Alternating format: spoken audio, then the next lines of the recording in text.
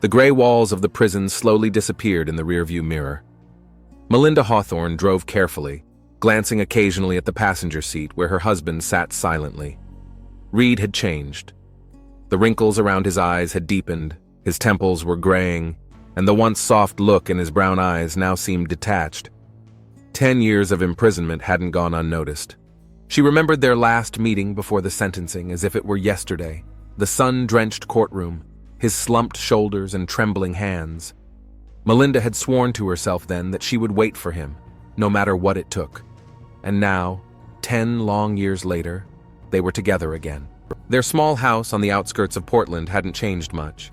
The same white shutters, the same manicured front garden with rose bushes, the only thing that had kept Melinda from going crazy all these years. Every morning she methodically weeded the beds, trimmed overgrown branches, planted new varieties, just to keep her hands and mind busy. Waiting for them on the porch was Astrid Weiss, a neighbor who had become closer to Melinda than a sister. Tall, with short blonde hair and a cigarette in her slender fingers, she was still in the habit of dropping in for a cup of coffee in the mornings. Even when Melinda didn't answer the door for weeks after the verdict was announced, Astrid stubbornly showed up on the doorstep until one day she did. Reed got out of the car slowly, looking around the painfully familiar yard. His gaze slid over the swing they'd once hung together, the old oak tree whose branches now almost completely obscured the garage roof, the new hedge, traces of a life gone without him. Astrid stepped forward, holding out her hand. "Welcome home, Reed." He shook her palm, and Melinda noticed the way his fingers trembled. 10 years ago, they'd barely known each other. Astrid had just moved in next door. Now she knew more about their lives than anyone else. The evening passed in a strange silence. Melinda fussed in the kitchen, preparing her husband's favorite blueberry pie, the same one she'd made on their wedding day 15 years ago. Reed sat in the living room, absent-mindedly thumbing through old photographs in an album. They were different in them, young, carefree, in love. Two art college graduates who dreamed of opening their own gallery. Melinda still kept their business plan in a desk drawer. Astrid left after dark, giving Melinda a friendly hug goodbye. There was concern in her eyes, but she remained silent.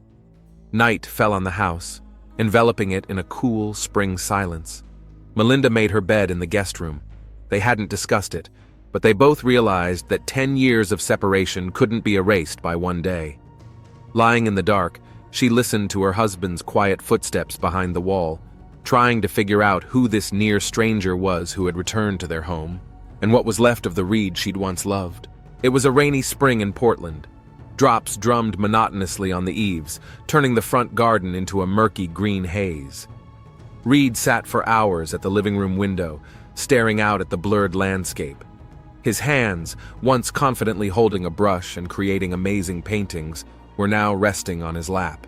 Melinda watched him furtively, trying to catch glimpses of her former husband in this silent, withdrawn man. At night, she couldn't sleep. Memories of that fateful night haunted her again and again. She was returning from the opening of an exhibition at the gallery where her work was being presented. Reed was supposed to meet her at the subway, as he always did. That evening seemed ordinary. The cool October air, the hum of sparse cars, the rustle of fallen leaves underfoot.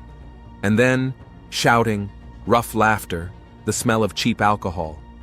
3 guys, clearly tipsy, blocked her way. She remembered pressing herself against the cold wall of the building, her knees shaking. Reed had come out of nowhere, her protector, her knight. One blow had been enough, ridiculous, accidental. The young man staggered and fell, hitting his temple on the curb. The blood on the gray concrete seemed impossibly bright. 10 years. 10 years her husband had spent in prison for protecting her. Every day she woke up with that thought. Every day she berated herself for that late-night vernissage, for the decision to walk, for her own helplessness. Reed had tried to find a job, to no avail. Who would want an ex-convict, even one with an art degree? He returned from interviews increasingly depressed. His mood changed dramatically, moments of excitement followed by hours of sullen silence. On one of the rare sunny days, they met Detective Morrison. It was at the supermarket. Melinda had persuaded her husband to go grocery shopping, hoping to clear his head a little. Zach Morrison, aged but still fit, stood at the coffee shelf. Melinda remembered him. He was the one who'd handled Reed's case, the one who'd found witnesses to corroborate the self-defense theory. If it hadn't been for his thorough investigation, the sentence could have been much longer. The detective recognized them immediately. Something akin to sympathy flashed in his gaze as he shook Reed's hand. They exchanged a few sentences about the weather, about the city, about how the neighborhood had changed over the years. Morrison told him that he was now working on missing persons cases, that he was recently divorced, that his daughter had gotten into college. The usual conversation that was supposed to be comforting, to show that life goes on. But Melinda could see her husband's shoulders tense, his knuckles white as he gripped the handle of the cart. At home, Reed locked himself in the bathroom. Through the sound of the water, Melinda could hear him sobbing, muffled, tearing. She sat under the door with her back against it and cried with him, unable to help, not knowing how to heal the wounds that the eye could not see. At night, she dreamed of their old house in Providence, the same one where they had lived the first year after their marriage. A small studio in the attic, smelling of paint and turpentine, where they'd created their first works together. In her dream, Reed was smiling, that special smile that was meant only for her. His hands were stained with paint, and sunbunnies danced in his eyes. When she awoke, she lay in the dark for a long time, listening to her husband's quiet breathing outside the guest room, wondering how long it would be before he could smile like that again. Astrid stopped by every morning, bringing fresh croissants from the bakery on the corner. She was the only one who could elicit the faintest semblance of a smile from Reed, with her sarcastic comments about neighbors and city news. Her presence made the atmosphere in the house a little lighter, as if she brought with her a piece of the carefree world that existed outside their personal drama.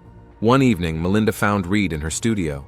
He was standing in front of her latest work, a portrait of a young woman with sad eyes. His fingers gingerly touched the canvas, as if trying to feel the texture of the paint. "You've begun to paint differently," he said softly. "More mature. More—" He fell silent, searching for the word. "More honest," she finished. In that moment, it was as if a spark of understanding had passed between them, the first since his return. The next day, Reed pulled his old brushes out of the pantry. He didn't paint, just spread them out on the table, dusting them off and checking the condition of the bristles. Melinda watched this ritual with bated breath, afraid to spook the moment of awakening. Maybe, she thought, healing begins this way, with small, almost imperceptible steps toward a past that would never return, but could teach her how to live in the present. As the spring rains changed to the first truly warm days, something subtly changed in their home.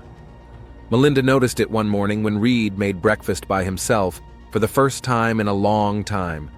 He stood at the stove in an old t-shirt, humming something to himself, and in the morning light his silhouette seemed almost the same, relaxed, homelike. Gradually they began to recognize each other anew. Casual touching no longer caused Reed the painful reaction he'd had before. Now he could sit next to Melinda on the couch, letting her lean against his shoulder. Sometimes she caught his gaze, lingering, full of unspoken tenderness and some underlying pain.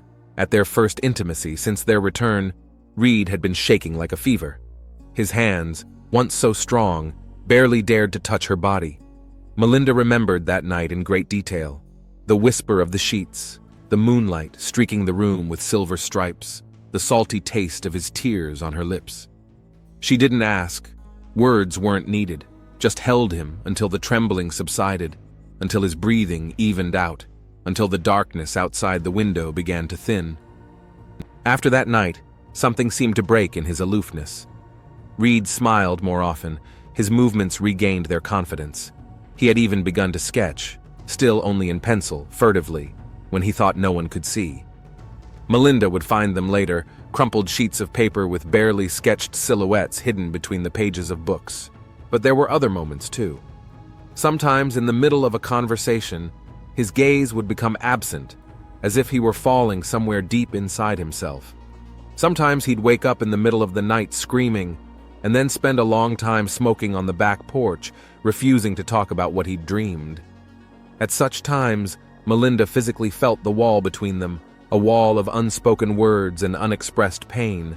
Astrid was the first to notice the change in his behavior. One day, as she and Melinda drank coffee on the veranda, she spoke cautiously about it.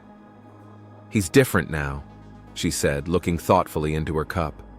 "Not just outwardly. Something happened there inside, something he can't or won't talk about." Melinda felt it herself. In those rare moments when Reed talked about the prison, his voice became mechanical, lifeless, as if he were reading out a text in an unfamiliar language.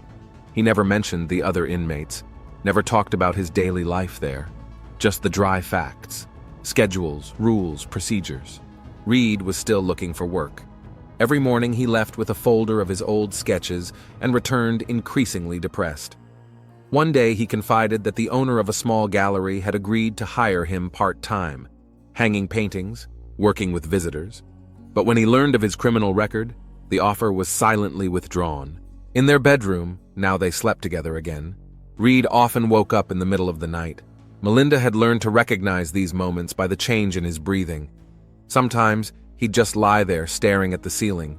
Sometimes he'd cry quietly against her shoulder. But more often than not, they made love, desperately, greedily, as if trying to make up for all the years that had been stolen from them. In those moments, Melinda felt something inside him thawing, unfurling, coming back to life. Their physical intimacy became a bridge across the chasm of silence. What could not be expressed in words, their touches said, gentle, tentative, gradually becoming more and more assertive. Each time they were together, Reed was a little more like his old self, that special sparkle returning to his eyes, his shoulders squared, his gait light. But sometimes when he thought Melinda could not see him, his face took on a strange expression, a mixture of guilt, fear, and some agonizing uncertainty. At such times he stood under the shower for long periods of time, as if he were trying to wash away something invisible that was embedded deep under his skin. Increasingly, Astrid began to talk about his need for professional help. "Trauma doesn't go away on its own," she said. "What happened that night, what happened in prison afterward, it all needs to be worked through." But Reed refused flatly, shutting down at any mention of psychotherapy.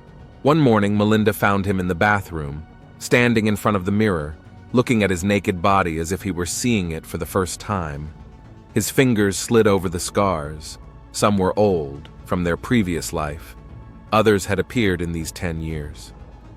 She watched him study his reflection, and for the first time she truly realized how deep the wounds were that couldn't be seen with her eyes. That night, lying in bed, he had spoken for the first time about the prison doctor, briefly, curtly, as if every word hurt.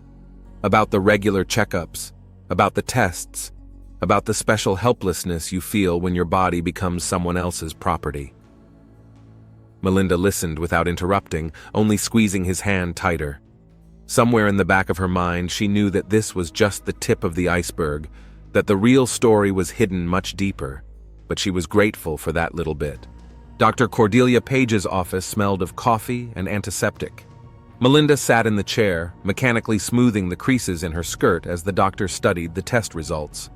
It had started out as a routine checkup. Melinda couldn't even remember the last time she'd had a full examination, probably before Reed had gotten back. Dr. Page, a tall woman with a penetrating gaze and early gray in her dark hair, spoke calmly and clearly, but Melinda heard as if through absorbent cotton. HIV. Positive. Repeat testing confirmed the diagnosis. Scraps of phrases flashed through her mind. Modern treatments, quality of life, supportive care. The drive home was endless. Melinda drove the car on autopilot and memories swirled in her head. Every moment of intimacy with Reed over the past weeks. Every touch, every kiss taking on a new, terrifying meaning. And at the same time, his behavior, his fears, his endless soul-searching suddenly gained a monstrous clarity. She remembered how he'd cried after their first intimacy, how he'd kissed her hands frantically, whispering apologies. She'd written it off then as emotional strain, as 10 years of separation. Now his every gesture, every word, was a terrible mosaic. Reed was home, sitting in his studio, working on a new canvas. The desire to paint had returned to him lately, and Melinda was glad to see it as a sign of recovery. He turned around at the sound of her footsteps, and his face changed immediately. He always sensed her mood unmistakably. "Melinda?" His voice trembled. She silently handed him the test results, watched his pupils dilate, his knuckles turning white as he clutched the paper. And then he collapsed to his knees, right there among the scattered brushes and tubes of paint. "God, love, I didn't know. I swear I didn't know." His voice trailed off, tears streaming down his face, leaving streaks of light on his paint-stained cheeks. Melinda sank to the floor beside him, hugging his shaking shoulders. Suddenly she realized, really realized, what he'd been through. Not just the humiliation and abuse, but this terrible diagnosis he was left alone with. His silence, his fear of intimacy, his endless attempts to push her away. It was all about pain and shame, but also about a desperate, hopeless attempt to protect her. And he failed. "Hush, sweetheart." She stroked his head, feeling her own tears drip onto the top of his head. "I know you would never, ever willingly." He lifted his face to her, drained, aged 10 years in the last few minutes. "They're in prison. I couldn't resist. And then the examination. I thought it was clear. I would never." "I know," she repeated, cradling him like a baby. "I know." Dr. Page became their lifeline in the days that followed. She not only prescribed treatment, but insisted on psychological support for both of them. Her office became a place to talk about everything: the fear, the guilt, the future that was suddenly so uncertain. "Modern medicine works wonders," Cordelia said, looking at them over her elegant glasses. "But it's important to remember, you are not alone in this struggle. You are stronger together." Slowly, they were learning to live with this new knowledge. Melinda immersed herself in studying information about the disease, about treatments, about prognoses. Reed was silent, but it was a different silence, not as heavy and hopeless as before. Now he could hold her hand while she read medical articles. He could listen to her share her fears and hopes. Astrid came every day, bringing food, helping with chores, just being there. She never asked directly, but her eyes were understanding. One evening, she brought an old photo album. There were pictures of their first meeting, parties with neighbors, joint holidays. "Just so you remember, life doesn't end with the diagnosis," she said simply. At night, they lay in each other's arms, not making love, but feeling each other's every breath. Sometimes Reed would start to talk, rambling, about prison life, about fear and helplessness, about the moments when the only thing that kept him afloat was the thought of her waiting for him at home. Melinda listened without interrupting, just holding his hand, letting him know she was there for him. She understood. She didn't blame him. Dr. Page had become a part of their lives. Not just a doctor, but someone like an older sister, wise and understanding. She taught them how to talk about their illness without fear or shame and helped them see a way forward. "Love is the best medicine," she said, "and you have enough of it to heal the whole world." There was a new painting in Reed's studio, bright, almost abstract, full of light and movement. "This is our future," he said once, looking at it. "It still exists." The beginning of summer was surprisingly mild. In the mornings, the garden filled with birdsong and the fragrance of blooming roses. Melinda would go out on the veranda with a cup of coffee and sit for long periods of time, watching the sunlight break through the leaves of the old oak tree. Sometimes Reed joined her, looking refreshed, as if he'd taken a heavy weight off his shoulders. Modern therapy was working wonders. Dr. Page was right. Both spouses had followed the prescriptions faithfully, and the results had been immediate. But the main cure was their love. Now that all the secrets have been revealed, when there is no reticence, their relationship seemed to find a second breath. Reed returned to painting. His new works breathed some piercing, almost painful beauty. He spent a lot of time on the internet, researching the latest treatments, pharmaceutical companies, and alternative ways to support his immune system. Melinda often caught him at his computer well past midnight, reading, taking notes, and corresponding on medical forums. Astrid was as excited about their reunion as a child. She came almost every day, bringing fresh baked goods, telling him the city news, helping in the garden. One day, she confided to Melinda that for the first time in a long time, she was seeing real happiness in Reed's eyes. "You know," she said, pruning the rose bushes. "Sometimes the worst trials make us stronger. The two of you, it's like you've been reborn." The anniversary of their acquaintance was approaching. 20 years since that evening at the art gallery, where the young student Melinda had first seen the tall, dark-haired boy frozen in front of her painting. Reed remembered that date. Of course he did. He became increasingly animated, discussing something constantly with Astrid in whispers, falling silent when Melinda appeared. A week before the anniversary, he announced that he had to go to a neighboring town. "It's a surprise," he said, kissing his wife. "I found out about an experimental drug. They say works wonders on the immune system. It's not officially available yet, but I have a reliable contact." Melinda tried to object. All these unofficial drugs seemed suspicious to her, but Reed was adamant. "I'll only be gone for 24 hours. He smiled that special smile that still made her heart sink. "Astrid promised to look after you. And when I get back, we'll have a real party." He drove away in the early morning. Melinda stood at the window, waving at him until the silver sedan disappeared around the corner.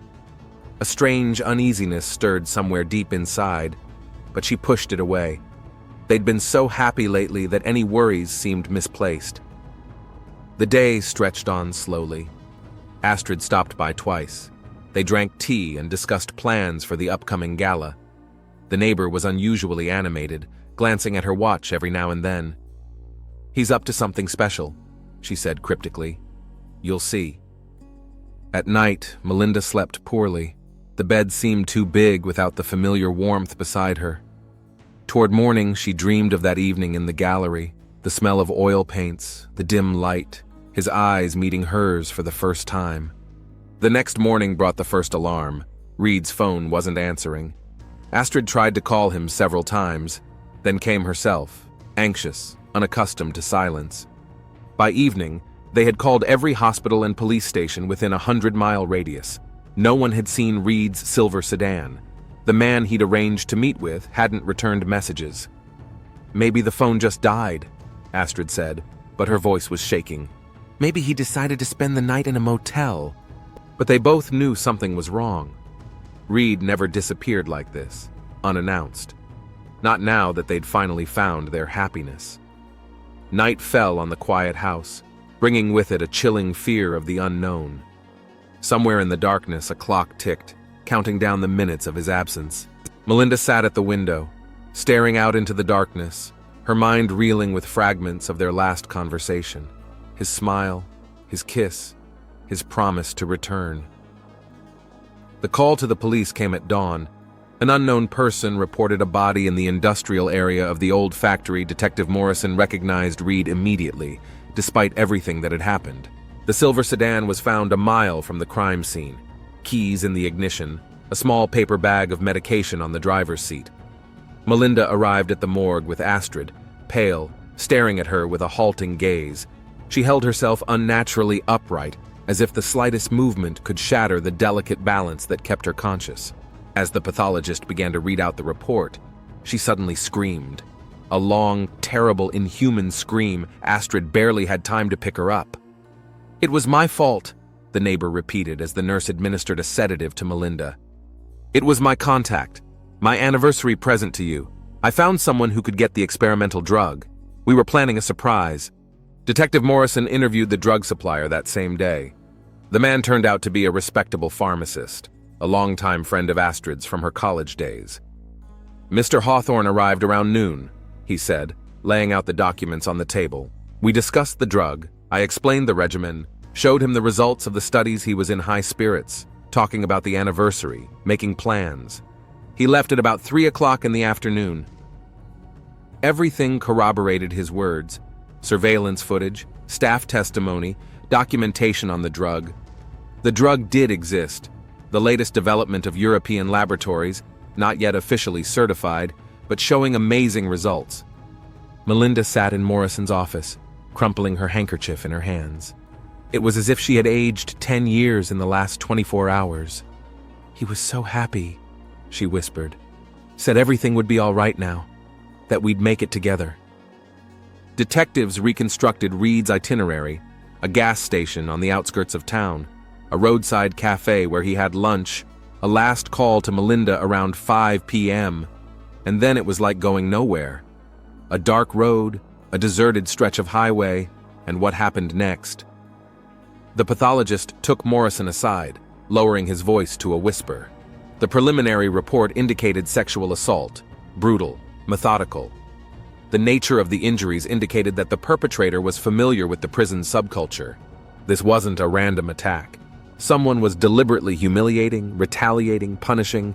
Astrid never left Melinda's side. She cooked food that no one ate, made tea that went cold untouched, spoke some comforting words that no one heard. There were tears in her eyes as she told the detectives about her plan for the cure.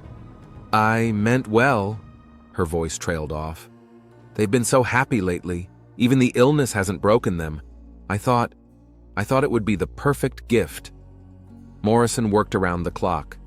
Something about this case kept him busy. Maybe the brutality of the crime, maybe its apparent non-randomness. He remembered Reed from that old case, the fight on the subway, the accidental death, the excessive self-defense. He remembered him in the courtroom. Confused, not believing what was happening. And now, the Hawthorne house was quiet and dark. Melinda lay in their bedroom, staring at the ceiling with a blank stare. Everything in Reed's studio was as it had been.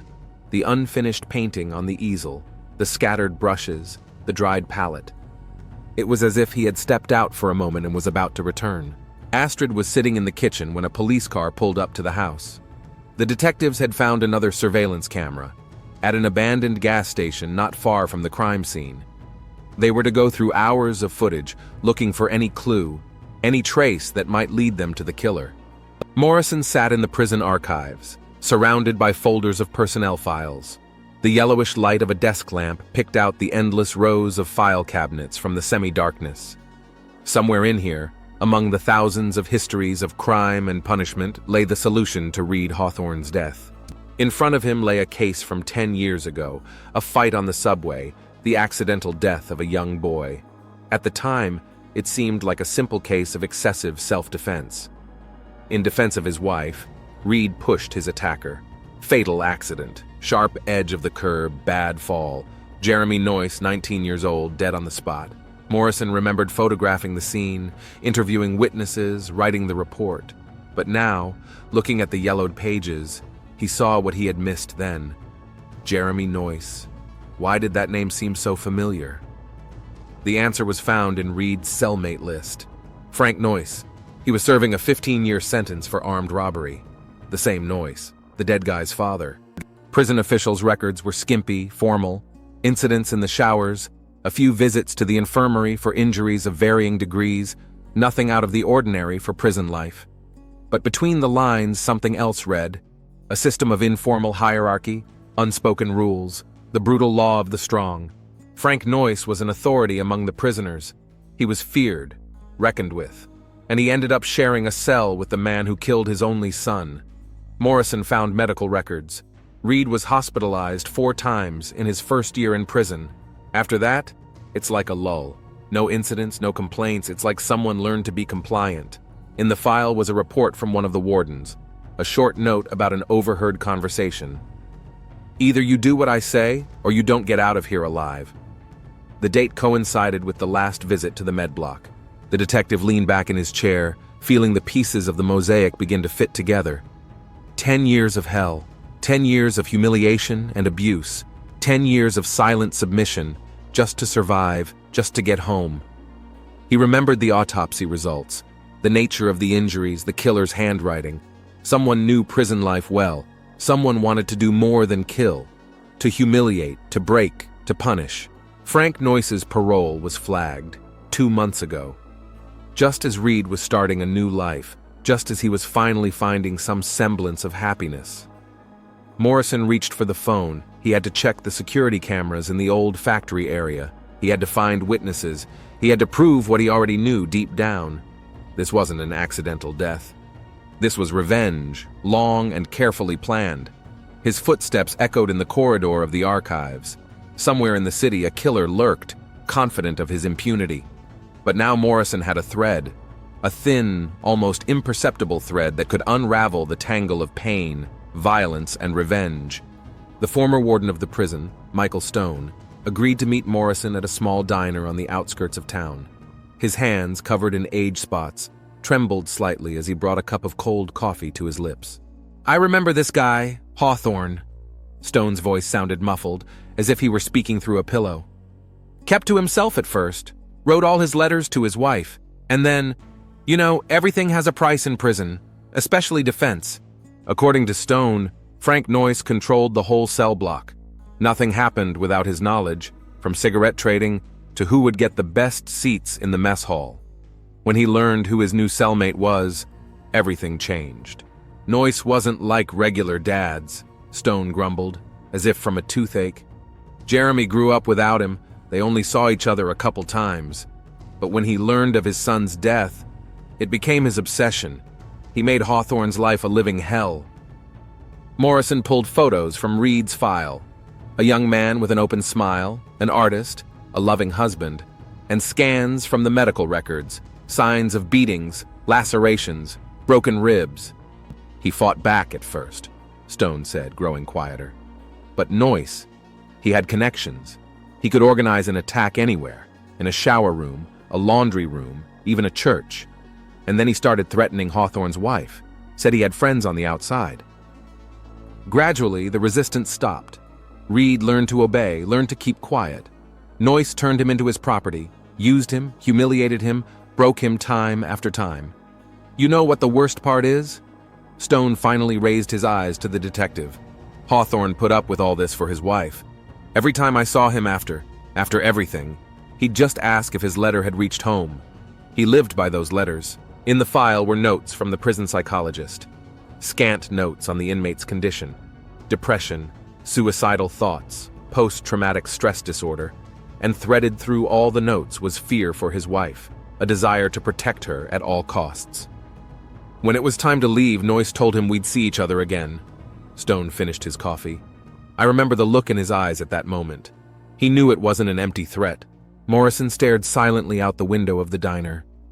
A fine rain drizzled outside the glass, blurring the outlines of the parked cars. Somewhere out there, in this gray city, hid a man whose vengeance had not ended even after 10 years of torture. A man who couldn't accept the accidental death of a son he barely knew. Before leaving, Stone handed the detective a tattered envelope. "Found this in my things. One of Hawthorne's letters that Noyce intercepted. I think you should read it." In the envelope was a letter, a few pages written in small, neat handwriting, a letter to Melinda that she'd never received, a letter in which Reed apologized for not being stronger, for letting others break themselves, only to come home one day. Morrison called Melinda in the late afternoon. The phone rang for a long time before she answered in a tired, lifeless voice. He asked permission to come over, just to talk. Something in his tone made her agree. In the Hawthorne house, only the nightlight in the living room was burning. Melinda sat in Reed's chair, wrapped in his old sweater. Astrid was in the kitchen, the clinking of dishes and the hissing of the kettle giving the illusion of normalcy. "Mrs. Hawthorne," the detective began, taking a seat across from her. "What I'm about to tell you is a breach of protocol. But you should know." He spoke for over an hour, methodical, detailed, not sparing her feelings, about how Noyce had turned Reed's life into a never-ending nightmare, about the regular rapes, the threats, the fear for her, about the letters that never got through, about how a man could break down and go on with his life for only one goal, to come home. Melinda listened without moving. Her face, pale in the semi-darkness of the room, seemed like a mask. Only the fingers clenching the armrests of the chair turned white with tension. "Frank Noyce got out on parole 2 months ago," Morrison finished. "He's living in Rockford now. That's 40 minutes from here," Melinda finished quietly. "Thank you, detective. I'm sorry, what's your name?" "Zach," he replied. "Zach Morrison." "Thank you, Zach." She looked him in the eye for the first time. There was something in her gaze that sent a chill down the detective's spine. As he left, he detained Astrid in the hallway. "Don't leave her alone," he asked. "I've seen that look before. It's not grief, it's emptiness. A man in that state is capable of anything." Astrid nodded, closing the door behind him. In the living room, Melinda was still sitting motionless in her husband's chair, looking somewhere through the wall, as if she saw something there beyond the reach of anyone else's gaze. Morrison left the house before dark. In the pre-dawn twilight, the car flew along the empty highway, and the detective replayed in his head over and over again the forthcoming conversation with Noyce.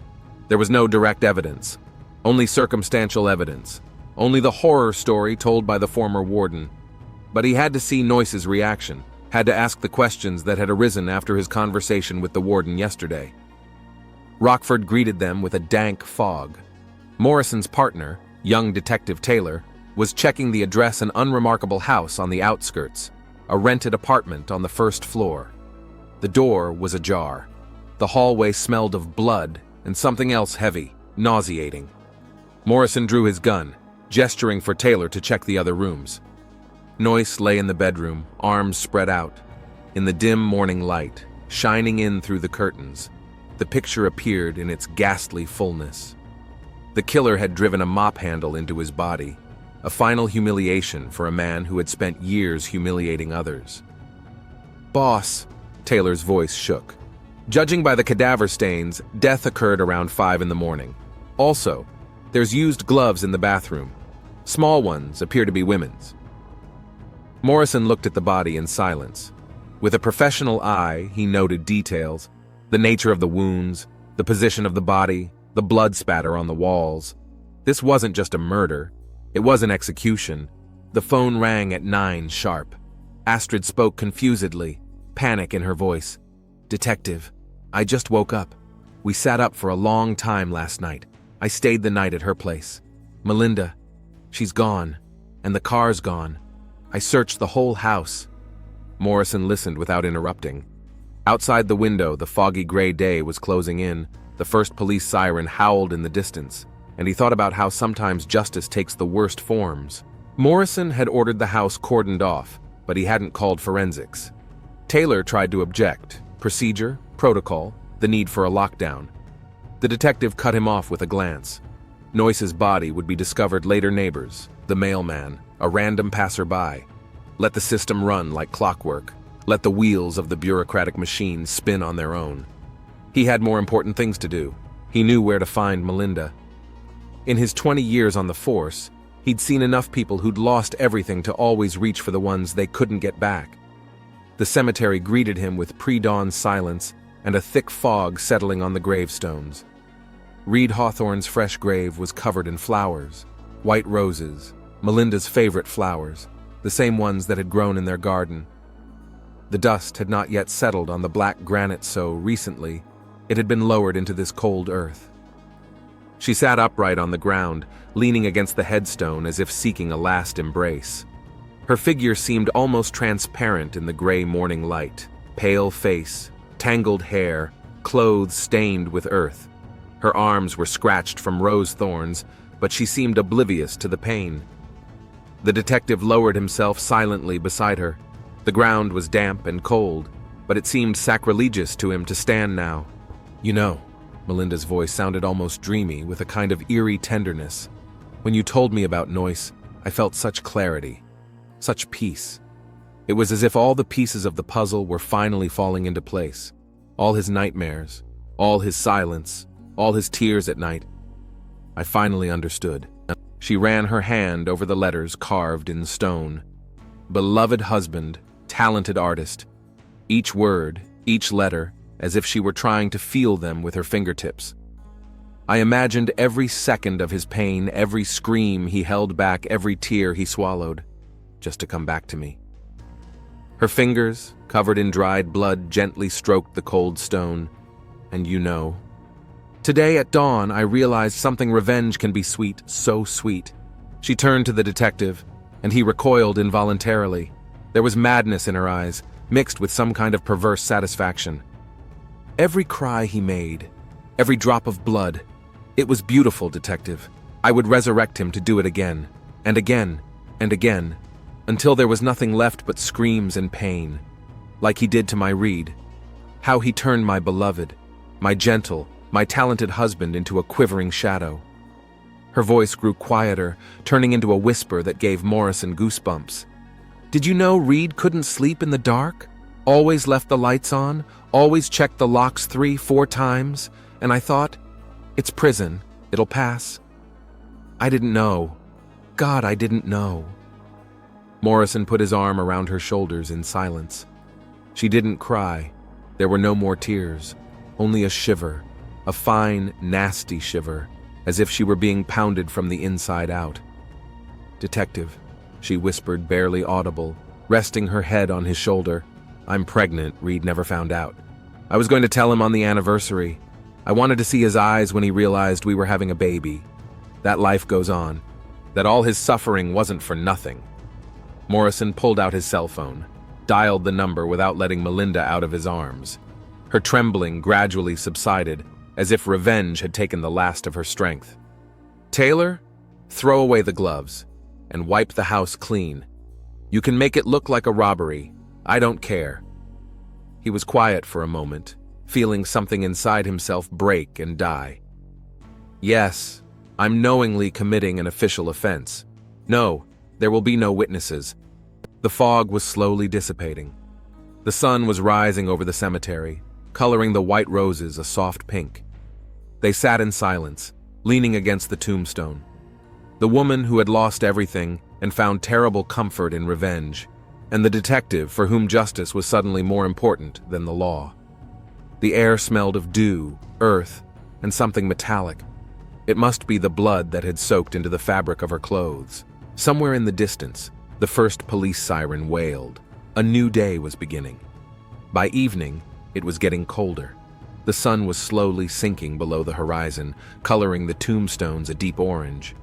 They sat like that all day, silent, each thinking about their own things, occasionally Melinda leaning on the detective's shoulder when it got particularly cold. "Cold?" she asked finally, rising and shaking off her dress. "Would you like some tea?" Morrison nodded, struggling to straighten his stiff legs. Astrid met them on the doorstep, no questions asked, just opened the door. There were cups of tea on the kitchen table and a bottle of whiskey beside it. They drank in silence. First the tea, then the whiskey. A lot of whiskey. Astrid refilled without saying a word, only occasionally touching the detective's shoulder, lightly, almost weightlessly, as if thanking him for something the three of them understood. As the room began to spin, Astrid helped him to the guest bedroom. Her hands were warm and gentle, and the last thing Morrison remembered before falling into sleep was the smell of her perfume, light and bitter. He dreamed that he was loved, unconditionally, desperately, to the point of trembling in his fingertips, like Melissa had loved Reed. The way one sometimes loved only once in a lifetime, to the point of pain, to death, to the very end. In the morning, all that remained of the dream was a vague sense of warmth and longing for something unfulfilled. He awoke at dawn in an unfamiliar bed, his head buzzing and his mouth dry. There was a sleepy silence in the house. Morrison silently washed his face, adjusted his wrinkled suit. He lingered in the hallway for a moment, listening to Melinda's steady breathing from the open bedroom door. It was fresh and deserted outside. He walked, breathing in the morning air, trying to get his thoughts in order.